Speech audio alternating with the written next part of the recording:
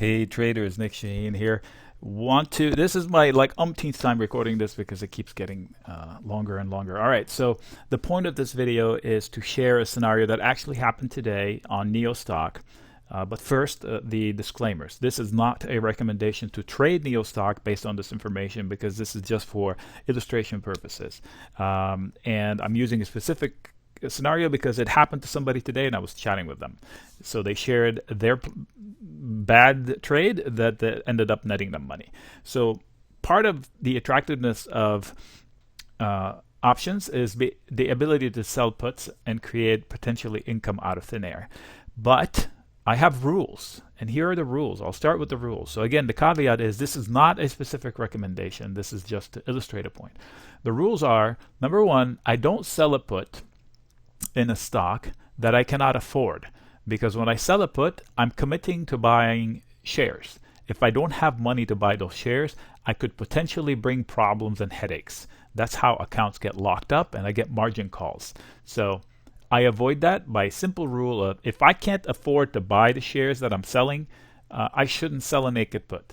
What's the alternative? I can sell a put spread, credit put spread, also called bull put spread. That limits the maximum risk, therefore makes it possible for a smaller account under $10,000 to be able to trade options by selling credit. So that's the workaround. So let's share the details as a, hey, it looks bad, but it's not type of a scenario, okay? So it looks bad, but it's not, and I'll explain. So most of the problems that I've seen is from people panicking and then acting the wrong way at the wrong time. Very few people get the idea of the stock wrong. They get the timing wrong. They're either in too late or early too soon or something. There's always a hiccup in the timing. By the way, before I forget, if I have time, I'm going to check my schedule. I'll put a link down below if somebody wants one-on-one, like on Zoom, to get through the basics of options and how I could use them in several different ways. They're great lessons, but I can't give a lot of them because of time constraints. They take a lot of energy, and but they're worth every penny, in my opinion. I wish I had them instead of learning through the school of hard knocks. Anyway, so every time somebody has an issue, I try to turn it into a lesson and see if we can learn from it. So here's an example. The person in question, today is 4/19, Friday 4/16, the expirations happened, and they had sold the trade last week, and it went sour. So what did they do? They sold the $37 put in NIO, which meant that they collected a premium for it. Credit went into their account. But now and then they committed to buying shares at 37. Okay, so the buyer of that put that they sold owned at some point the right to give them their shares at 37. So what happened? The price fell against the seller, my buddy, and then suddenly their trade that they collected 55 cents on turned sour. I'm going to estimate it was turned into $2. So maybe 3, maybe 4. So the bottom line is their P&L on that particular trade showed them maybe 300, 400, 600% loss. They didn't panic. They've done this before. So they didn't panic. So what did they do? Nothing. Because they sold the puts to own the shares. And they knew they could own the shares. They knew they wanted to own the shares to fix a problem. So what actually happened? So the P&L shows red, red, red, red, red, but it's unrealized red. It's paper losses. I make them real if I back out and buy the put back before it expires on Friday. If I panic and, oh my God, they're going to give me shares, I buy it back, I realize the 300, 400, 500% loss. So I collected 55 cents, and then I paid whatever I paid to close it, $2, $3. So that's a bad trade. In this case, they sat on it, and it expired in the money, so to speak. Price was below their strike at 37. They said, fine.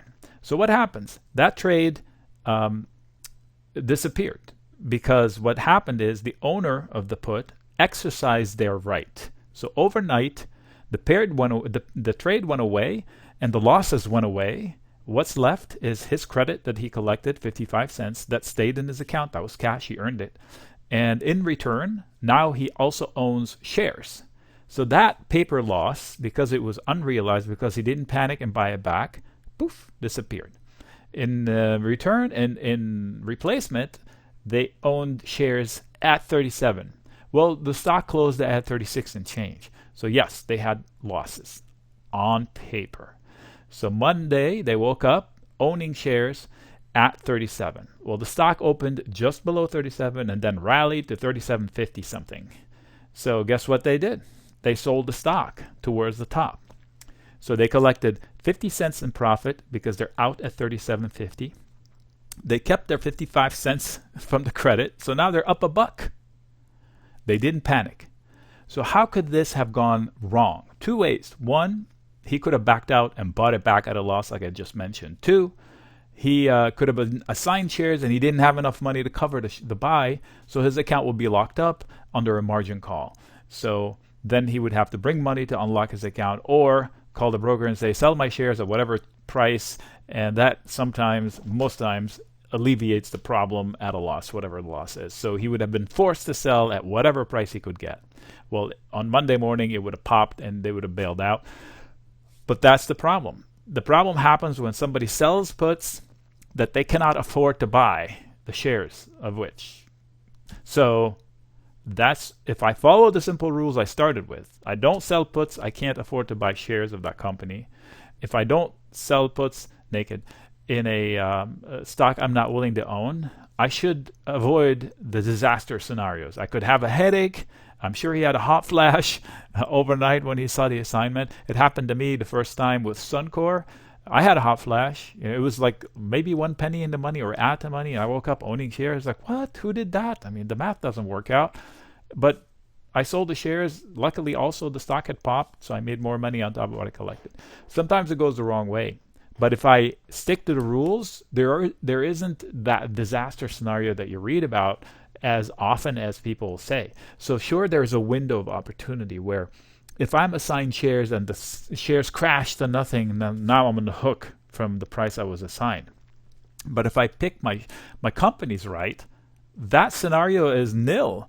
I mean, what are the odds of Apple going from 110 to 0? Not a lot. Or to 50, or to 60, or to 90. Very little.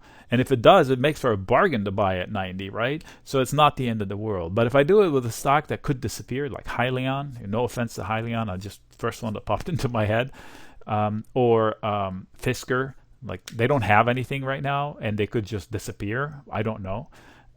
So I don't sell puts in those guys. That's just lunacy, right? That's my own rule. Other people do it, but that's my own rule. So the workaround against if I don't want to own shares, I should not sell naked puts. I could sell put spreads instead to maybe fix the problem and make it so I can do it in a smaller account. I should never sell a put I can't afford to lose. That's just the bottom line. All right. Well, thank you for sharing. You know who you are, the scenario. And look for the link down below in the description. If there isn't a link, that means I'm already sold out because I'm only one guy, and one-on-ones are pretty long, 90 minutes usually, but they carry, for me, there's a lot of, worth every penny for me. So the proper use of options makes them not as dangerous as the perception. The myth out there is that options are super dangerous. They can be dangerous because they can be so much easier to make money with. So it's like a knife that cuts both ways. If they move fast, they move up and down fast. So if I obey a few rules, I avoid the disasters. I put less money at risk and profit faster in the right scenarios. Nick signing out.